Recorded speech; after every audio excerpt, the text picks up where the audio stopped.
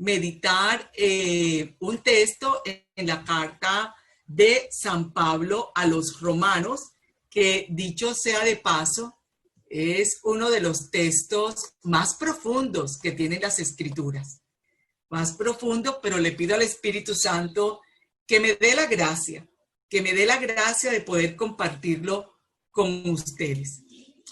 Nosotros hemos escuchado al profeta Isaías en el capítulo 55, versículo 8, diciéndonos que los pensamientos de Dios no son nuestros pensamientos, ni los caminos de Dios son nuestros caminos.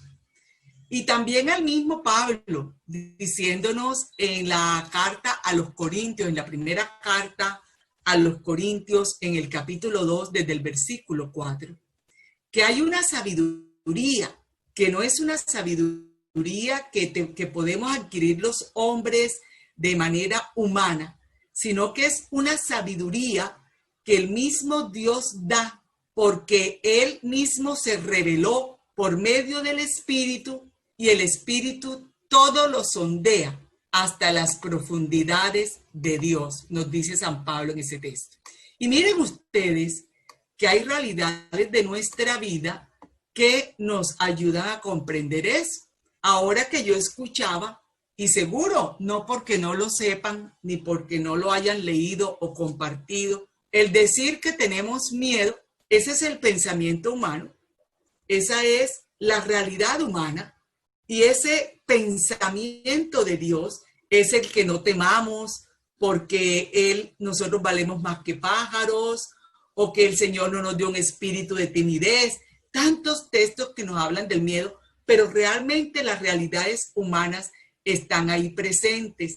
Igual cuando pensamos que estamos solos y nos invade ese desconsuelo, ese temor, pero realmente, y lo sabemos, que el Señor está con nosotros. Pero también cuando nosotros pensamos que no nos corresponde hacer nada para la salvación y queremos que sea Dios solo el que haga absolutamente todo. Pero realmente el mismo Pablo nos advierte que no todo lo tenemos ya conseguido, sino que continuamos en esa carrera. Y podríamos decir un sinfín de realidades humanas que nosotros seguimos teniendo, porque están ahí, porque no desaparecen cuando nosotros le decimos a Jesús que sí, que nos superan incluso. Están ahí, aunque esa no sea lo que Dios quiere o la manera de pensar de Dios. Vamos al texto que me han pedido los hermanos que compartan esta noche, que está en la carta a los Romanos en el capítulo 8, yo voy a leer desde el versículo 26 para contextualizar un poco el texto y no quedarme diciendo lo que yo quiero decir, sino lo que el texto verdaderamente dice. Proclamo el texto y dice: y de igual manera, el Espíritu viene en ayuda de nuestra flaqueza, pues nosotros no sabemos cómo pedir para orar como conviene. Mas el Espíritu mismo intercede por nosotros con gemidos inefables. Y el que escruta los corazones conoce cuál es la aspiración del Espíritu y que su intercesión a favor de los santos es según Dios. Por lo demás, sabemos que en todas las cosas Dios interviene para bien de los que le aman, de aquellos que han sido llamados según su designio. Pues a los que de antemano conoció, también los predestinó a reproducir la imagen de su Hijo, para que fuera Él el primogénito entre muchos hermanos. Y a los que predestinó, a esos también los justificó.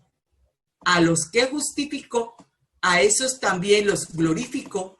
Y ante esto, ¿qué diremos? Si Dios está con nosotros, ¿quién contra nosotros? Palabra de Dios. Entonces, como les decía, este es uno de los textos de más profundidad espiritual. Por eso no quise quedarme solo con el versículo 28, porque corremos el riesgo de descontextualizarlo para decir algo que nosotros queremos decir. Entonces, por eso mismo rogamos que sea el Espíritu mismo el que nos inspire, el que nos ayude a entender en esta noche, el que nos permita abrir el corazón. Porque este texto nos da una de las verdades más esenciales de la fe. Nos propone una concepción del hombre impresionante. Nosotros tenemos un espíritu propio.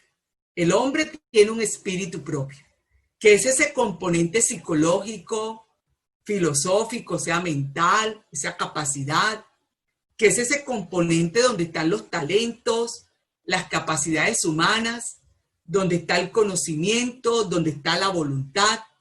Y ese espíritu nuestro es animado por el Espíritu de Dios para que nosotros le demos una respuesta a la Abba, que está en los versículos anteriores, a ese que podemos llamar Abba.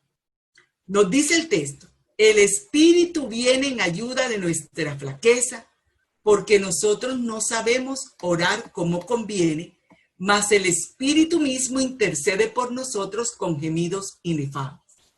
Es el Espíritu Santo quien nos enseña a orar como conviene.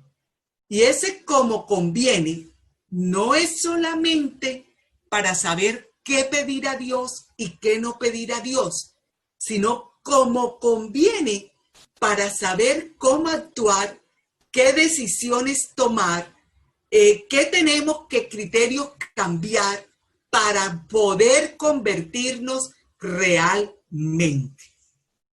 Y ese espíritu también intercede por nosotros con gemidos inefables, porque nos conoce, está en el interior de cada uno de nosotros, habita en nosotros, pero también conoce a Dios. Él es Dios en sí mismo.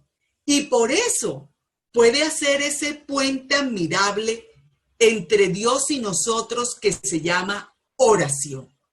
Cuando oramos en el Espíritu, no con el Espíritu, en el Espíritu, oramos en el querer, oramos en el saber de Dios. Por eso, como dice Pablo, hay que pedirle al Espíritu que sea Él el que ore en nosotros verdaderamente y nos enseñe